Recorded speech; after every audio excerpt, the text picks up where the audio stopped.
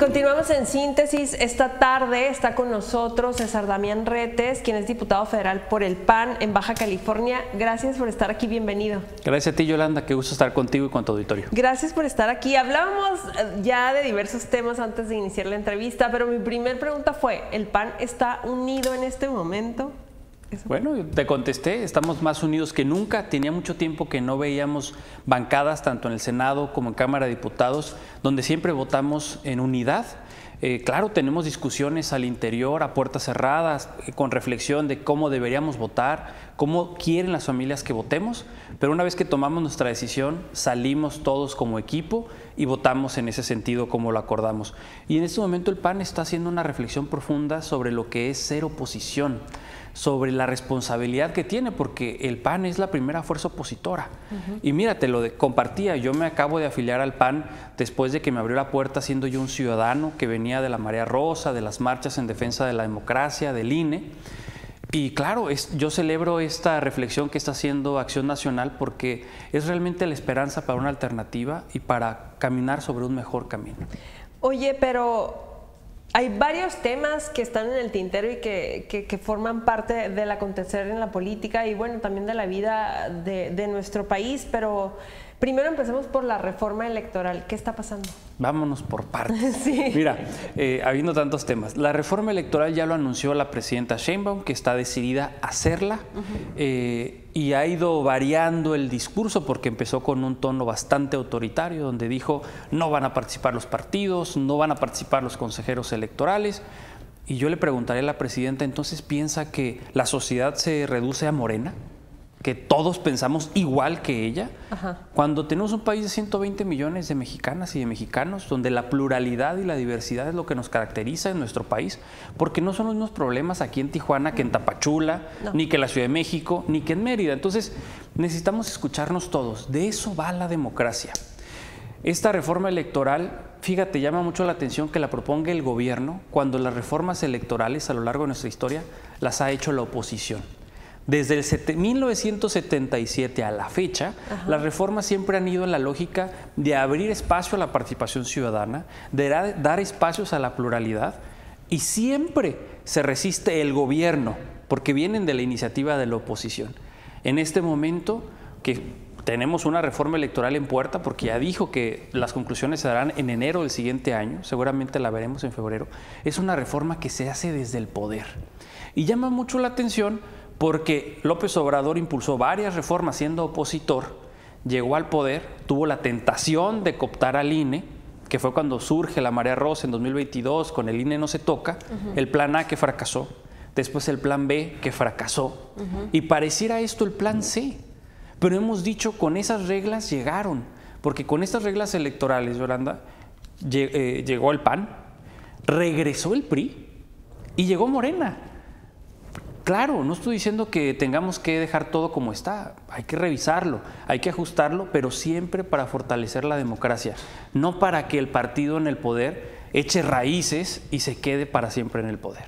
Oye, pero el PAN, ¿qué está haciendo en eso? Porque hablabas de que son oposición, que están reflexivos y tal, pero ¿tú crees que están siendo una buena oposición? Mira, siempre estamos abiertos a todas las ideas para hacer todavía una mejor oposición y representar siempre a las familias. Me parece que el PAN ha tomado un rol de pasar de la protesta a la propuesta. Y eso es algo en lo que yo coincido mucho, porque hay que estar tanto en las calles protestando, yo vengo de ahí, pero también en la propuesta. En particular en la reforma electoral hemos ya comentado los mínimos que debe de garantizarse para que exista una democracia. Debe de existir un árbitro autónomo.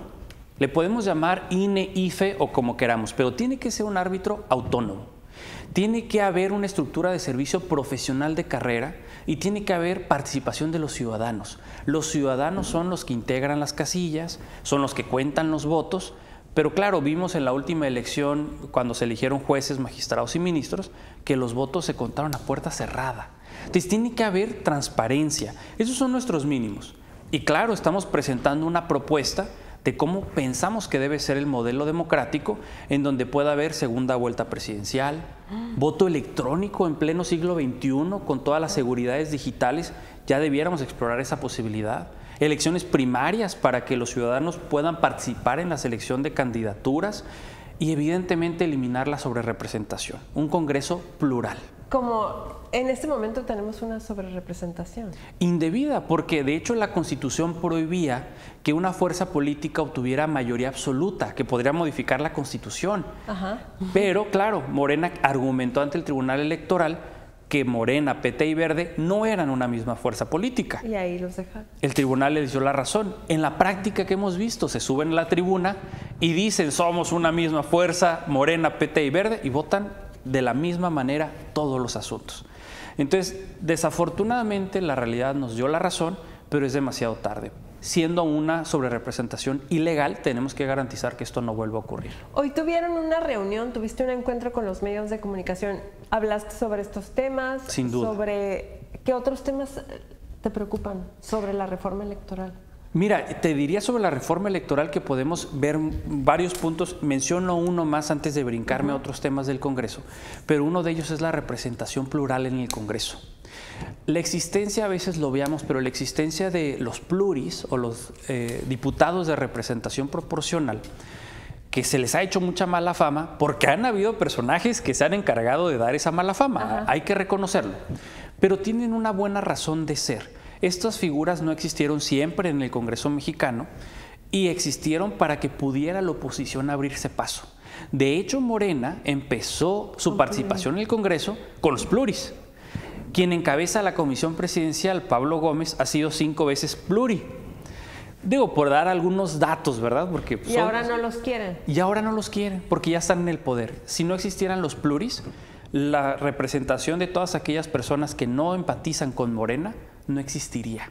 Y vamos a poner un ejemplo muy claro. Vamos a decir que todos somos vecinos del Distrito 6, el Soler, Playa de Tijuana, el centro, la colonia que prefieras en ese distrito. Y hay 2 candidatos. Vamos a reducirlo a que viven 100 personas. Uno de los candidatos, el que ganó, recibió 51 votos. Eso significa que ese candidato o candidata va a llegar al Congreso. El perdedor se quedó con 49 votos. Significa que hay 49 tijuanenses que no se ven representados por esta persona. Claro. ¿Qué hace la representación proporcional?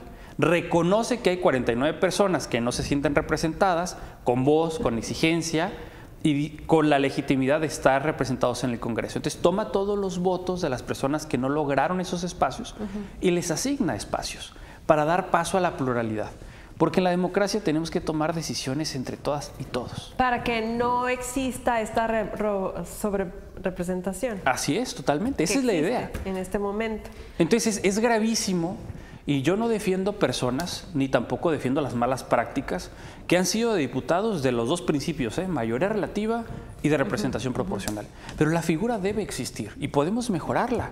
Pero debe de haber un Congreso plural en nuestro país. Pero entonces, esta reforma que plantea desde el poder la presidenta de nuestro país, Claudia Sheinbaum, habla de esto, habla de quitar esto, y ustedes están ahí que no. Exacto, pero no solamente estamos diciendo que no, estamos diciendo qué es lo que no debemos tocar, explicamos por qué no hay que tocarlo y qué sí debemos mejorar y cómo debemos mejorarlo. Porque los puntos que hablamos ahorita de elecciones primarias, segunda vuelta presidencial, voto electrónico, es una realidad en la mayoría de los países del mundo, Sí, pues nuestros vecinos, voto electrónico, elecciones primarias. Y sea Estados Unidos, y sea Argentina, o sea Chile, a ver, el mundo ha avanzado y pareciera que nosotros nos estancamos en un modelo electoral que en realidad data de los 70s y de los 80s. Sí, creo que tenemos como unos 20 años de atraso en la democracia. Sin duda. Sí, hemos ajustado temas de fiscalización muy técnicos, pero en realidad no nos hemos preguntado los grandes temas, que es lo que da legitimidad a la democracia. Híjole, pues hay muchos temas pendientes relacionados con la reforma electoral. ¿Y qué sigue? ¿En qué parte de este proceso estamos? Mira, en Acción Nacional nosotros vamos a presentar, una vez iniciado el proceso ordinario en septiembre, el 1 de septiembre, vamos a presentar nuestra iniciativa. ¿Ya en 2 semanas? En 2 semanas, así es, y estaremos atentos a que el oficialismo, el gobierno, se abra para que podamos discutir esto. No ha sido la regla. Ojalá sea la excepción en este caso y que podamos entablar un diálogo y construir acuerdos. Si no quieren, seguiremos insistiendo, y yo te lo digo claro como diputado federal, pero también como ciudadano que ya salió a las calles, tendremos que volver a salir a las calles, Yolanda. Tendremos que volver a gritar para defender nuestra democracia, porque al sordo hay que gritarle. Y al gobierno, a los poderosos corruptos de Morena, no hay que verlos hacia arriba. Hay que verlos a la par y hay que exigirles lo que ya les exigimos, porque que no pasara el plan A y que no pasara el plan B fue resultado de que la gente se movilizara, no solo en la Ciudad de México, claro, aquí en Mexicali, más de 120 ciudades del país. Entonces, la presión ciudadana se siente. Si no, preguntémosle a la gobernadora cómo se sintió cuando los del Ixtecali, que echó para atrás la reforma, y cuando perdió la visa, ¿verdad? Que en todos los eventos le estaban gritando. Y le siguen preguntando. Y le seguirán preguntando porque no ha sido transparente y no ha aclarado por qué Estados Unidos le dijo que perdió la confianza en su persona. Oye, pero relacionado con esto, ahora que ya estamos hablando de diversos actores políticos, ellos también dicen, llámese los funcionarios del poder, que ellos no son como el PRIAN y siempre los recuerdan a ustedes. No, hombre, yo creo que ellos salieron peor. Mira, ellos pregonaban austeridad franciscana y que no iban a ser, salieron más corruptos. Es el gobierno más corrupto. Mira, simplemente ellos decían que la estafa maestra, Segalmex, es 3 veces más que la estafa maestra.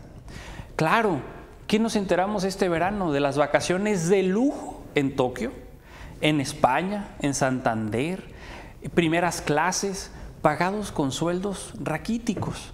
¿Cómo es posible que ellos puedan pagarse esas vacaciones después de jornadas, dicen ellos, extenuantes?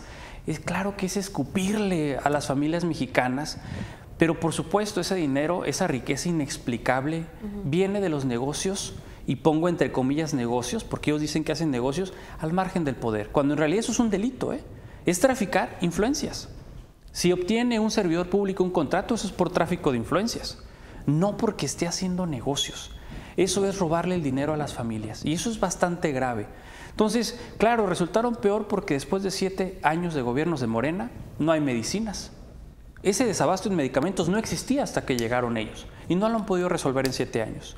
La extorsión por los cielos, los desaparecidos, prácticamente no hay estado del país en donde no haya una fosa clandestina. Y podemos seguir con todos los problemas. Hay muchos temas que tenemos pendientes, pero por último, ¿cuáles son esos temas que estás revisando para el desarrollo de Baja California? Eres de la Comisión de Migración.